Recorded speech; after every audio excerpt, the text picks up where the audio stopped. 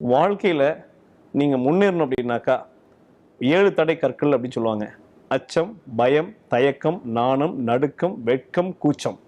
இதெல்லாம் அடிச்சு நொறுக்குனா மட்டும்தான் நீங்க வாழ்க்கையில ஜெயிக்க முடியும். சினிமாலாம் எடுக்கிறப்ப பெரிய ஹீரோஸ் நினைச்சு பாருங்க நீங்க.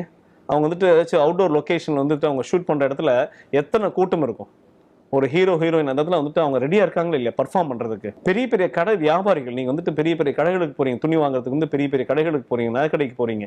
பெரிய பெரிய முதலாளி என்ன பண்றாங்க, பெரிய சொத்துக்காரர் இருப்பாரு.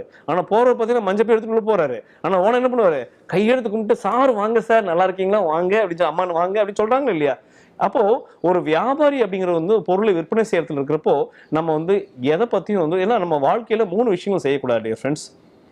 பொய் சொல்லக்கூடாது, திருடக்கூடாது, ஏமாற்றக்கூடாது. ஒரு நல்ல பொருள் என் நண்பர் அடிக்கடி சொல்லுவார் ஆக்சுவலா, நல்ல ஒரு பொருள் தரமான பொருளா இருந்து அந்த பொருளால எனக்கு லாபம் வரும்னாக்கா நான் எந்த சூழ்நிலை வேணாலும் அந்த வியாபாரத்தை பண்ண நான் தயார் அப்படின்னு சொல்லுவார் ஆக்சுவலா.